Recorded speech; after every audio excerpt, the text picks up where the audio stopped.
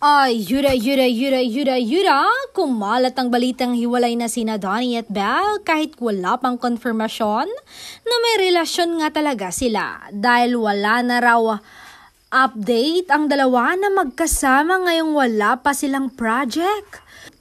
Ang chismis ay may relasyon nga ba talaga sila o trabaho lang ang nag-uugnay sa kanila?